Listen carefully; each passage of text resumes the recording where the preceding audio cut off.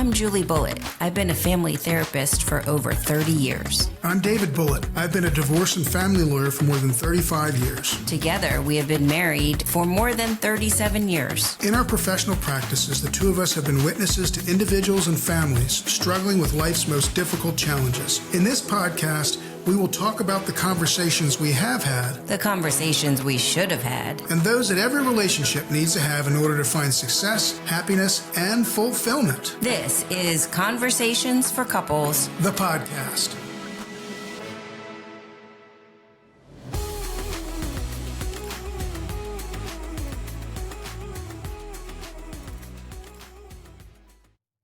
We're kicking off our podcast, Conversations for Couples, the podcast. Episode 1, and we're going to start with some pretty sobering statistics. And I think this is probably, it might be a little depressing, but at the same time, it's a good jump off point for what we're going to talk about today. 50%, Julie, 50% of every marriage in this country ends in divorce. Of that 50%, 41% first marriages, 60% second marriages, 70% third marriages all end up in divorce. In an average wedding ceremony, what's about 2 hours, ceremony and reception, about 2 hours, 430 divorces take place. So in the time that we're going to be together today, a very solid, roughly 100 divorces will take place in this country. Wow, those are sobering statistics. Those are, you don't go into marriage thinking you're going to get divorced. And one of the things we want to talk about today is setting goals in relationships, and why that's important, and how you think not doing that might affect that divorce rate that I just talked about. Yeah. So when I work with anybody that comes into my office for therapy, whether it's individual or a couple, I always talk to them about, using Waze or GPS systems and how you need to put in an address to be able to get where you want to go in a in a way that's, eventually you could probably drive around and find your place. But really, if you want to get someplace and you want to go someplace efficiently, then it's good to put an address in. Wasn't that one of the reasons you said you fell in love with me, right? It's because I knew how to go places. Absolutely. You were like my GPS system. But anyway, really to that point, putting down goals, making goals, whether you write them down or you say them out loud, is so important for individual goals and also for couples goals. Yeah, and we talk a lot to businesses and executives, CEOs, CFOs, those types of folks. And I always ask the same questions, and we often get the same answers. I say, how many of you at the beginning of the year make plans for your business? And everybody raises their hand, right? Mm-hmm. And how many of you during the year make plans for your finances, for where you want to be in terms of growth, in terms of employees, what you want your business to do? And everybody raises their hands. And then I'll ask again, and how about during the course of the year, do you check in on those goals, on those business goals? Oh, absolutely. All of us do. And so after asking those series of questions, then I look at those folks and I say, and how many of you in your relationship with your significant other, how many of you set goals, make plans, real plans, and then check in on those goals? And all of a sudden, ain't no hands coming. The room is very quiet. No hands are coming. Yes. And so the question is then, right?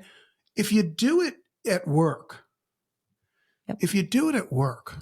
why wouldn't you do it in what probably is the most important relationship, or at least one of the most important relationships in your life, right? Yeah, absolutely. And I do have to remember back probably about 10 years ago when I suggested that we start doing this. Yep, you're right. And we have a notebook. And we write down, we do it on our anniversary because it's easy for us to remember, and it's not the typical New Year's goals. Yeah, I thought it was silly. I didn't want to do it. And I think that setting goals together is a good way to stay connected. Right. Yeah. And the other thing that's great about setting goals as couples is you have a built-in accountability partner, right, which for most goals that people set, that is the most difficult part is keeping accountable. And when you're in a relationship, the beauty of that is there's two of you. So, so when we're talking about goal setting in a relationship, let's talk about the buckets, the categories of what they ought to be, right? Yeah, well, every relationship surely is different, but there are some general rules around goal setting that we've talked about in our books and we've talked about in our webinars and talks that we do. Right, And most often people want to have goals around a couple of things. Finances, right, very important to talk about where you are, where you want to go. Do you need to save more money? Do you want to spend money on things? What right. does it look like? So financial goals are a very So yeah, big so bucket. if you got kids, right, and let's say you want to send them to private school or you want to save for college, Mhm. you ought to know how much that's going to cost. It's hard to know how much college is going to cost, especially if you have a newborn or a young child now. But you ought to know Mhm. so that you can start working toward those goals, and those goals don't have to be met every year, right? Some Right. goals might be on your list 3, 4, 5, 10 years in a row, right? Yeah, absolutely. So financial goals Finances. are a big one. The other one that we talk about a lot that we've worked on over the years is intimacy goals. You're doing very well at that. Yeah. Yes, I know. Yeah, I so try my yeah. hardest. Me too. Yes, I know you do. Anyway, intimacy, of course, it includes sex, but it can also include other things like having, more difficult conversations or taking time to do things together. Intimacy is more than just sex, and I say that over and over and over again. I know you do, and it is, but sex is a big component of that intimacy Absolutely. discussion, isn't it? Absolutely. And most relationships have a mismatch of sexual desire. Right. Um, We're going to talk about that. yeah, that's a whole nother podcast in We're going to itself. talk about sexual desire another time. But in terms of these goals, like what would be? We talked about what some specific financial goals might be. We want to save $5,000 this year, Yeah. and so there can be check-ins 4 times a year, $1,250 a quarter. Right. I did the math in my head. I know your eyes are spinning when I do the You're good mathematics. at math, But honey. but I mean, so the financial goals are sort of easy to set Hmm. out. Yeah. If you want to save, you want to put away, you want to buy something, whatever it might be. But when you're talking about intimacy goals, Hmm. how Yeah. is it that what are you writing down, or what's the marker supposed to be? Yeah, and that's a really good question. And I mean, for some couples, having sex once a week or once a month may be a place to start. I do always try to say that you should make your goals something that is attainable.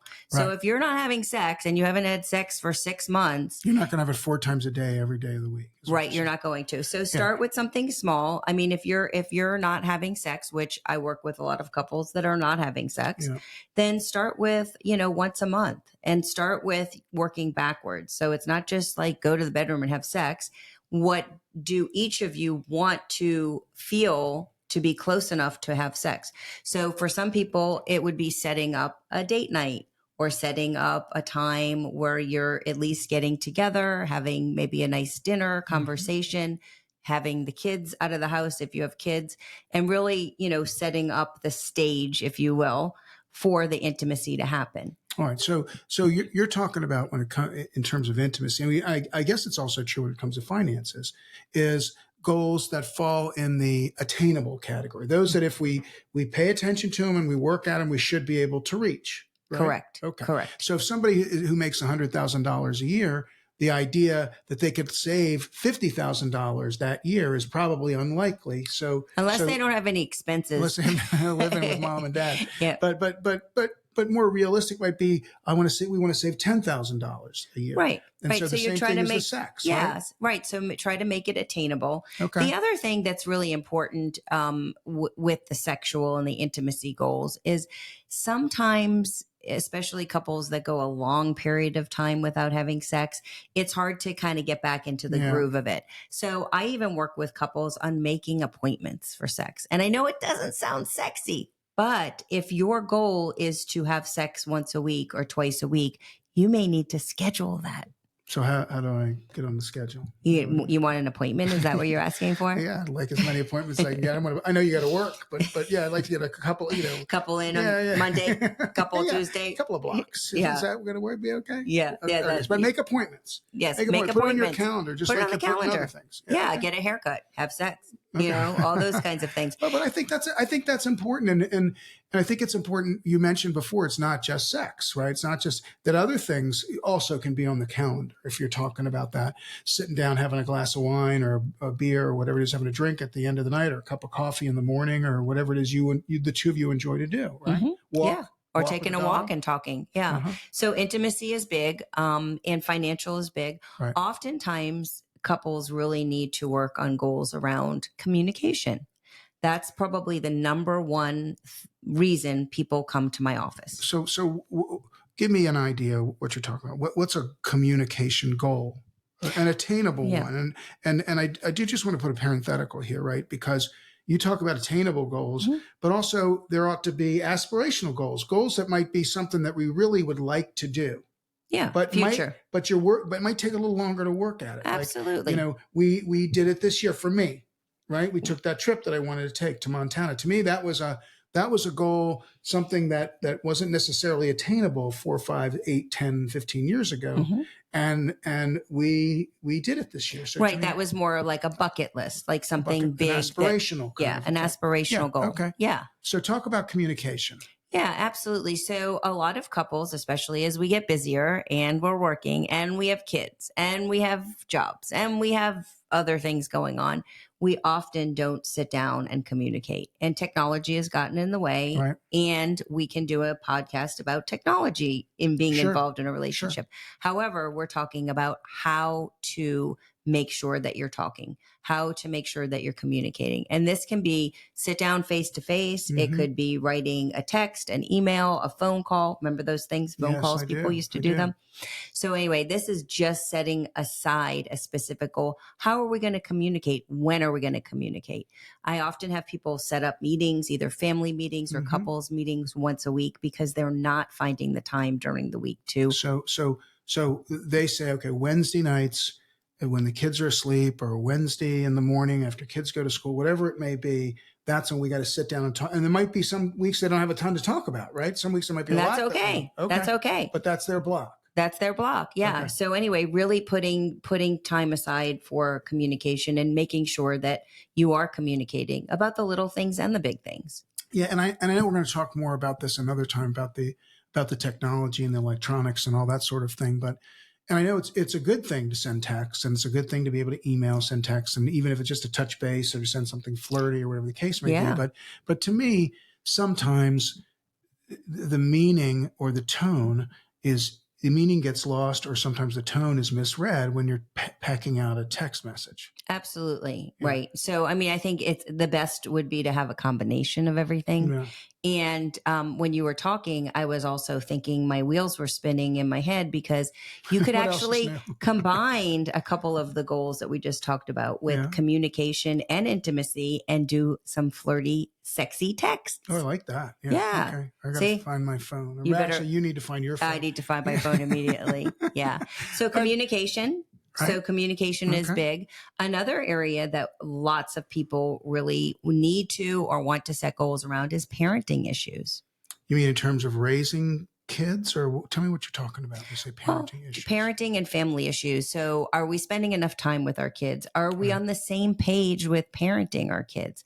Are our kids doing, too much technology? Do we need to pull back on that? Are we having family dinners?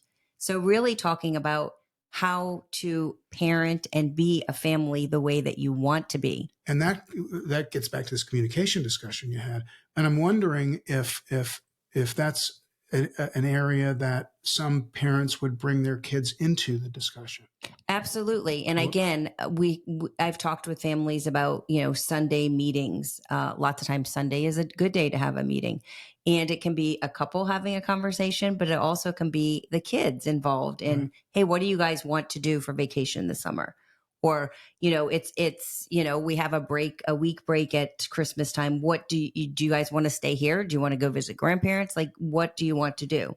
I see. Or even even, what do you feel like we're not doing, or what do you feel like we're doing too much of? What do you like? What do you not like? I don't like when on Sundays when everybody just lays on the couch and watches football. Maybe, I'd like to go out and do X, Y, or Z. A kid might say, right? Yeah, absolutely. So really bringing in the kids to talk about what they would like to see happen in the family, more or less of something. Yeah. So again, it gets back to that communication piece that you're talking about. And when we're talking about families and parents, it's also potentially bringing, a 3-year-old is going to be harder to bring into the conversation, but even a 3-year-old could bring in. Well, let me just tell you, a 3-year-old can tell you that they want pizza more often. Right. Yep. Like if we're talking about dinners and we're talking about what kind of snacks to have in the house. And that's something we didn't do.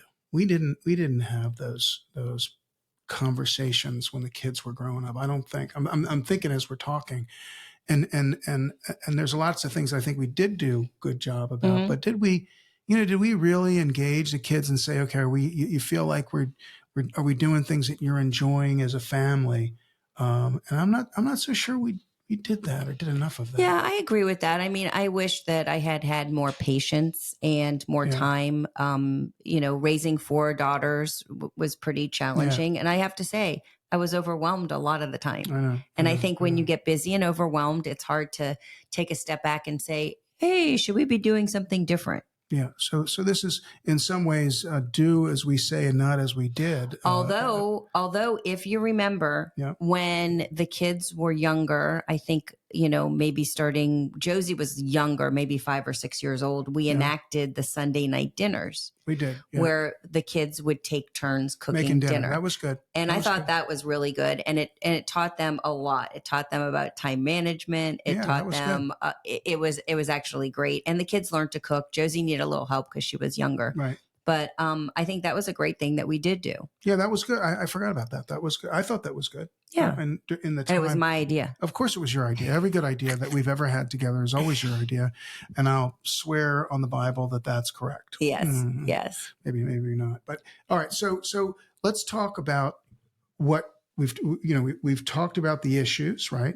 So what can people do? Let's be a little more specific and wrap this up. What things specifically can people do to make and keep these goals during the course of a month, a year, or multiple years? Yeah. So pick a time, a day, whether you guys want to do it on your anniversary or you like the January 1st thing, whatever, just pick, a day in the year, sit down, write it on your computer, write it on your phone, write it in a notebook. It doesn't really matter.